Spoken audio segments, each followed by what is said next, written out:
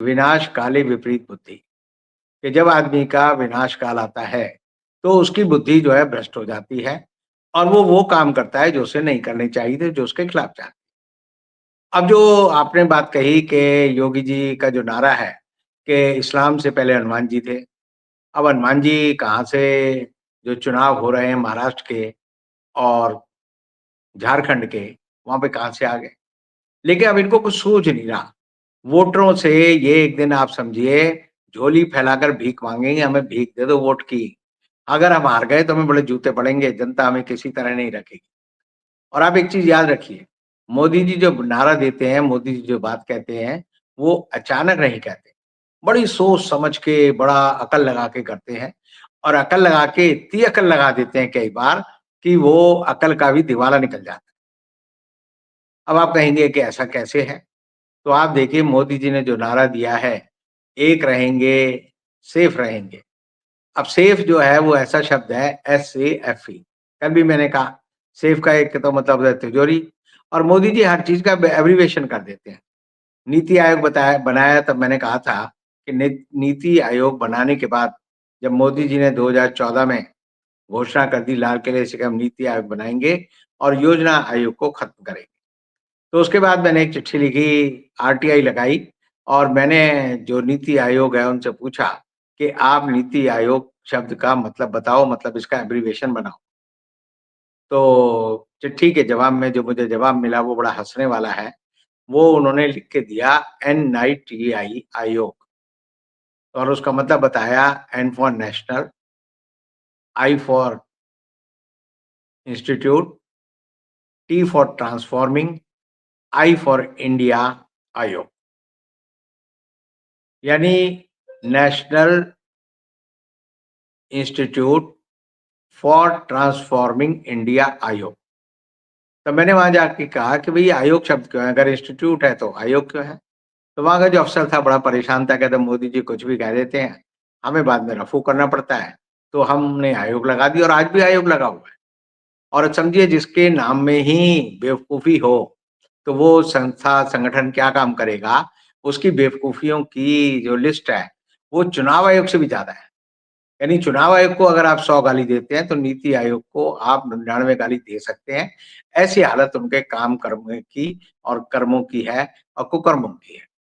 अब योगी आदित्यनाथ ने 1 महीने पहले अचानक जब उत्तर प्रदेश में 10 विधानसभाओं के उपचुनाव घोषित होने थे, उससे पहले एक नारा दिया और कहा कि बटेंगे तो कटेंगे।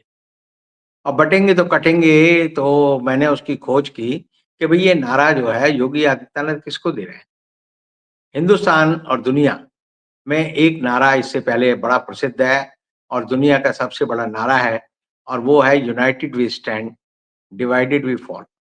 जब भी कोई आंदोलन होता है, लोगों को एकजुट करना होता है, तो हर आदमी ये नारा देता है और ये नारा जो है 2600 साल पुराना नारा है।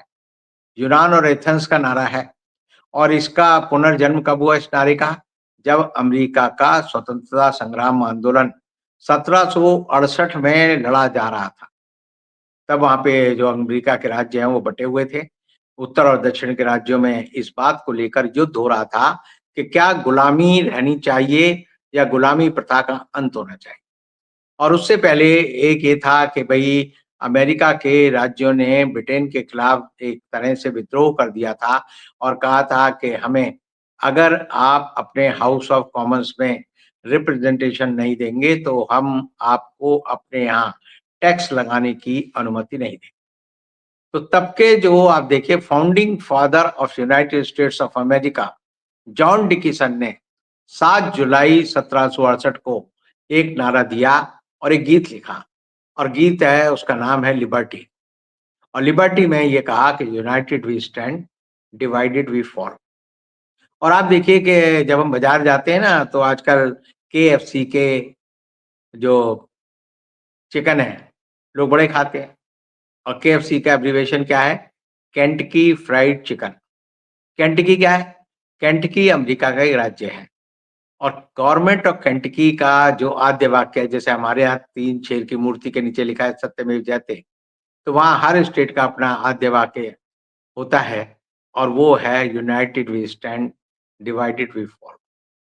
अब united we stand, divided we fall, अगर मान लीजिए भारत का चीन से युद्ध हो रहा है, भारत का अगर युद्ध जो है पाकिस्तान से हो रहा है, तब हम कहेंगे हिंदू, मुस्लिम, सिख, ईसाई सब एक हो जाओ।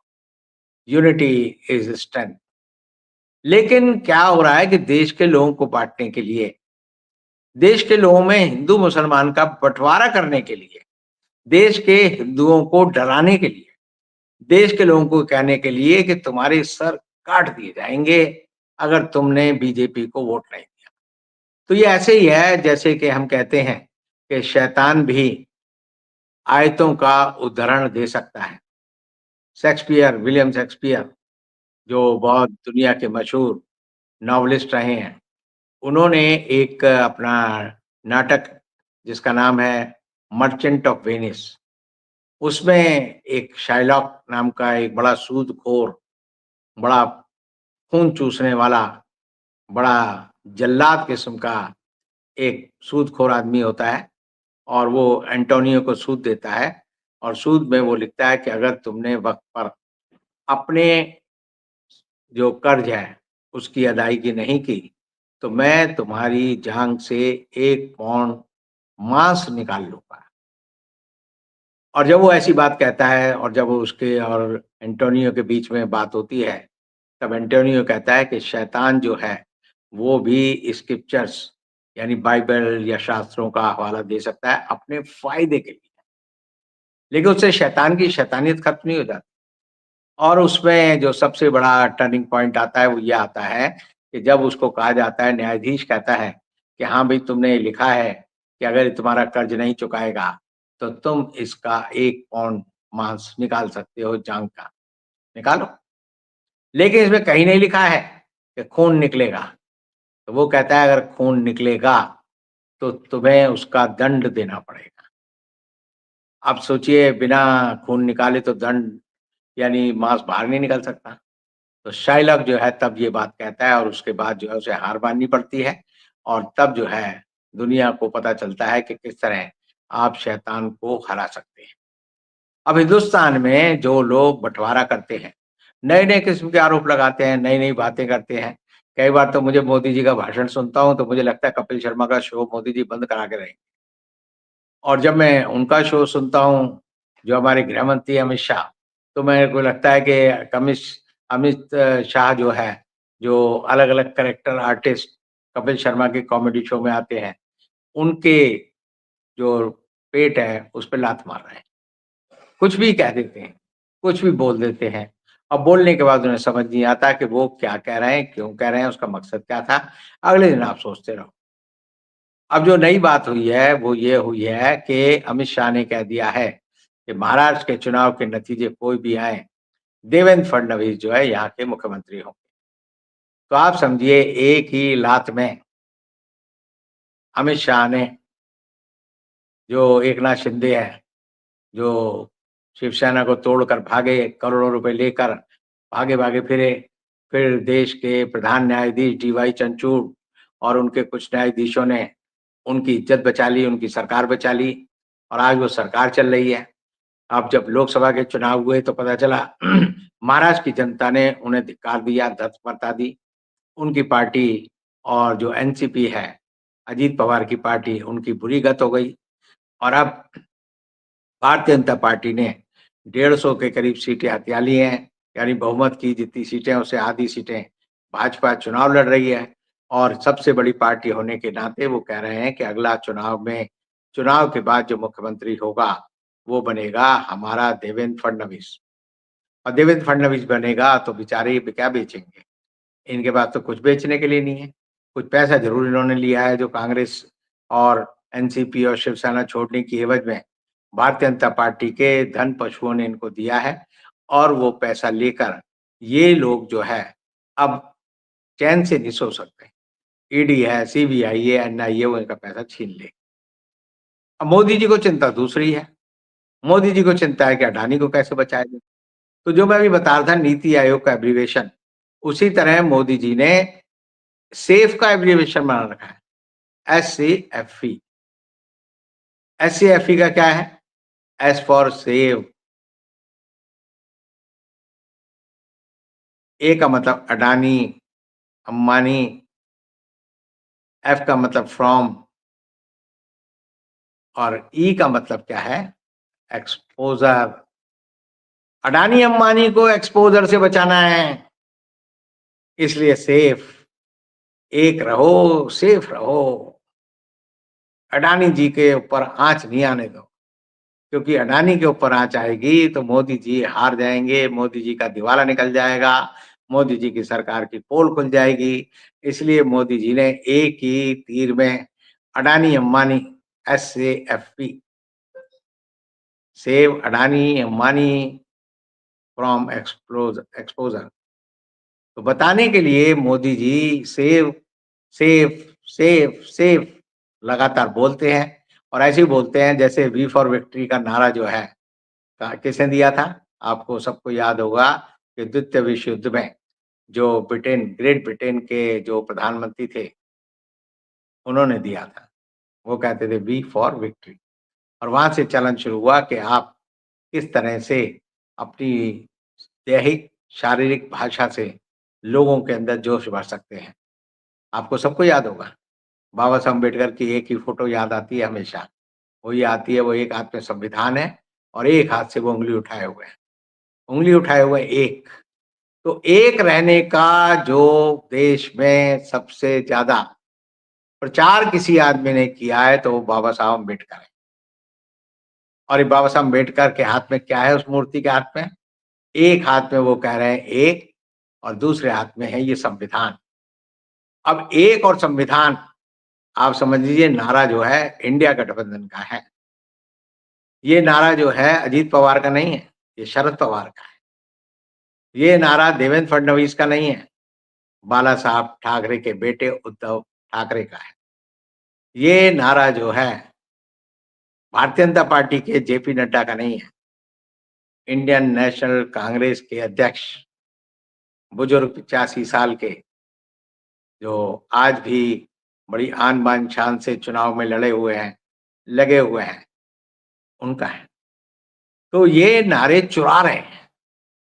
एक दिन ऐसा आएगा कि मोदी जी कहेंगे जैसे अंजना ओम कश्यप बोली, मैं हूँ अंजना ओम मोदी। तो एक दिन मोदी जी कहेंगे मेरा नाम है नरेंद्र राहुल गांधी, मैं कांग्रेस का अध्यक्ष हूँ, मैंने देश का स्वाधीनता संग्राम लड़ा है, मैं महात्मा गांधी के साथ रहा हूँ, मैं नेहरू का पोता हूँ, मैं जो हूँ सुभाष चंद्र बोस का साथी हूँ। तो मोदी जी के मन में एक इच्छा है कि इतिहास में जो रोल कोई भी संघ का आदमी देश की आज़ादी के आंदोलन में निभा नहीं पाया है, वो हम कैसे निभाएं? किस तरह हमारा नाम स्वर्ण अक्षरों में लिखा जाए और किस तरह कहा जाए कि भाई हमने देश के इतिहास में देश को आज़ाद कराने के लिए प्राणों की बाली लगाई। लेकिन इनकी करतूतें ऐसी हैं, इनका राज ऐसा है, इनका संदेश ऐसा है कि अगर उसे आप पढ़ें तो कई बार तो बड़े आंसू बहने लगते हैं।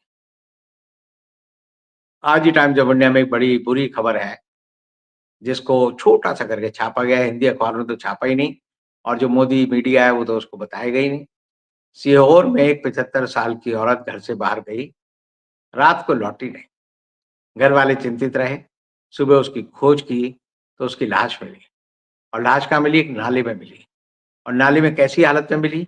उसकी दोनों टाँगें काट दी और काट के क्या किया? उसकी टाँगों में जो चांदी के कड़े थे, वो निकाल लिए और वो औरत 75 साल की मोदी जी के राज वाले राज्य में, मोहन यादव, डॉक्टर मोहन यादव के राज्य में रात भर खून निकल कर लथपथ हालत में पड़ी रही और मर गई और मोदी सरकार ने उस पे कोई घोषणा नहीं की है।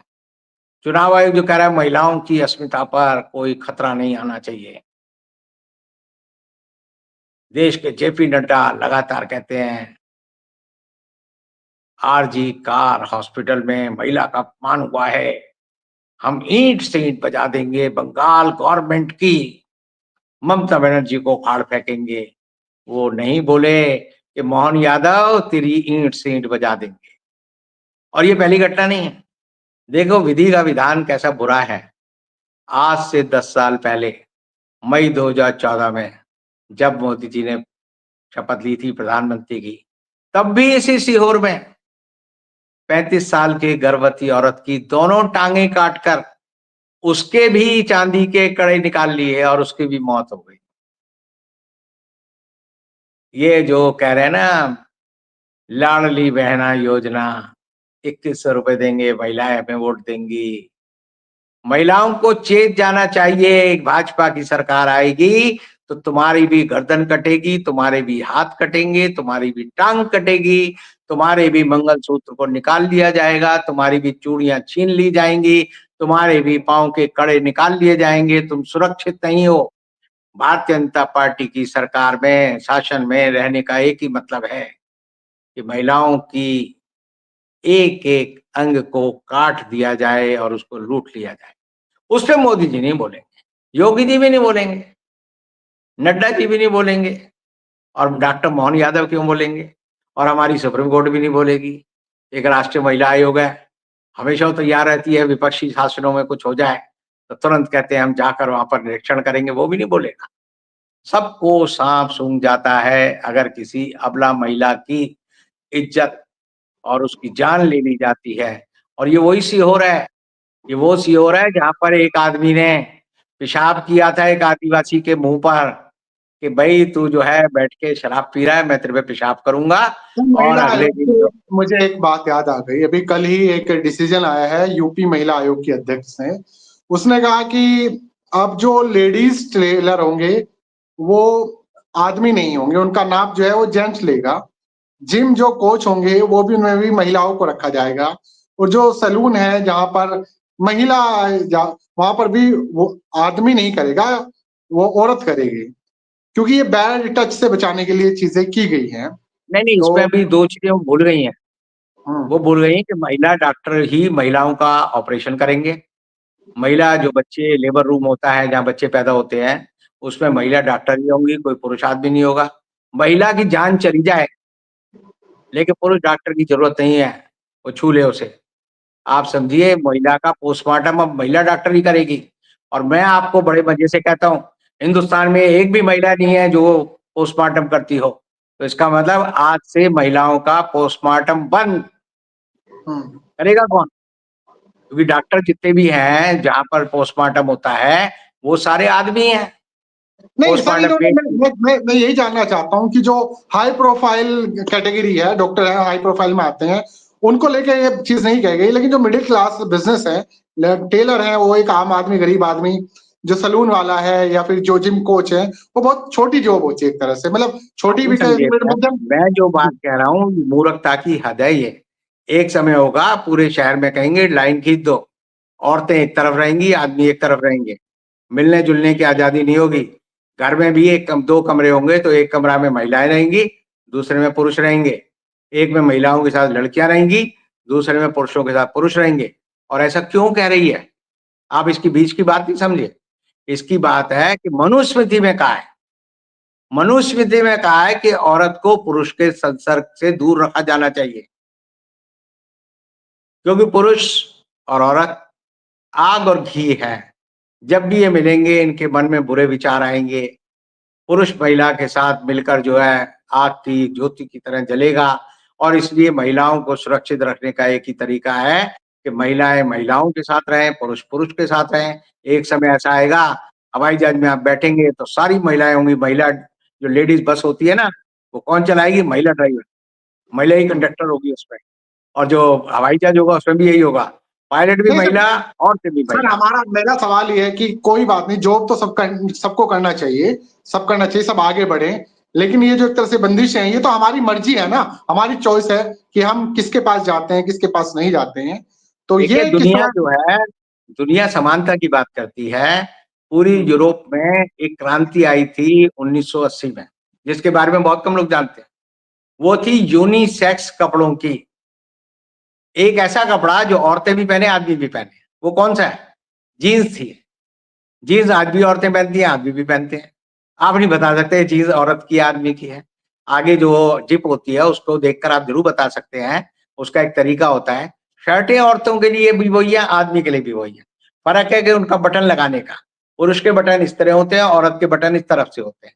वो माइन्यूटली उनकी बॉडी के हिसाब से जो चीज की जाती है, पूरी दुनिया कहती है हर चीज जो बनेगी वो ऐसी होनी चाहिए जो जेंडरलेस हो, जिससे आपको औरत और आदमी का ना पता चले।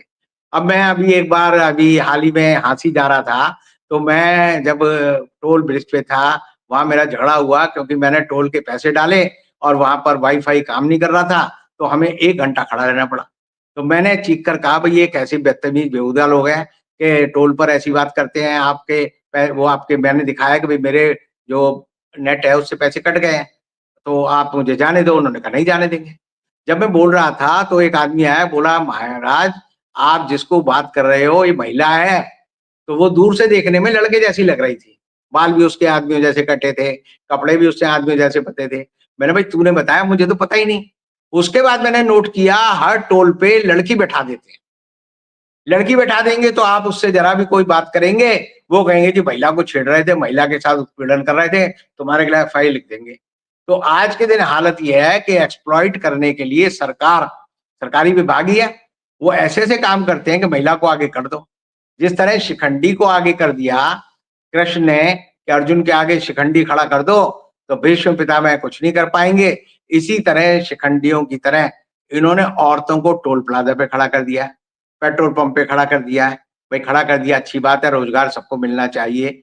लेकिन आप उसको एक्सप्लॉइट करने के लिए इस्तेमाल करते हैं, तो ये जिस महिला ने सुझाव दिया है, मैं आपको एक बात कह सकता हूँ, वो महिला जो है बड़ी विद्वान है, विदुषी है, उसको तो देश की राष्ट्रपति अगली बनाना चाहिए मोदी जी को। उसके जो सुशोभित हैं, जो विचार हैं, वो पूरे देश की महिलाओं को सम्मान दिलाएँगे, आज़ादी दिलाएँगे और थोड़े दिन बाद ऐसा होगा, हर जगह जैसे मैंने कहा है, जैसे लेडीज़ बाथरूम होता है, लेडीज़ टॉयलेट होता है, लेडीज़ वेटिंग रूम होता है, लेडीज़ ट्रेन होती है, उनमें सारी महिलाएँ होंगी, सारे भाई पुरुष होंगे और जब तक पोस्टमार्टम के लिए मैंने जो नई बात कही है, जब तक हर पोस्टमार्टम में अब 2 तरह के पोस्टमार्टम होने चाहिए। ये महिलाओं का पोस्टमार्टम का रूम है और ये पुरुषों के पोस्टमार्टम का रूम है। तब तक मोदी जी और ये सारे योगी जी जो देश को चलाना चाहते हैं मनुस्मृति के हिसाब से, उनके सपनों का भारत नहीं बनेगा, तब तक नहीं बनेगा। बहुत-बहुत शुक्रिया सर, आपने कई अपडेट्स दे दिए इसमें मैंने आपसे जो सवाल पूछा और यूपी को वो भी आपने बताया और बहुत सारे लोग हैं कमेंट कर रहे हैं, आप सभी का शुक्रिया इस वक़्त हमारे साथ बने रहते हैं, तो वीडियो को ज़्यादा से ज़्यादा शेयर किया कीजिए ताकि ज़्यादा लोगों तक पहुँच जाए। पहली बार देख रहे हैं तो चैनल को सब्सक्राइब ज़रूर कीजिएगा। कल फिर मुलाकात होगी सर के साथ, तब तक के लिए दीजिए इजाज़त। शुक्रिया सर। नमस्कार।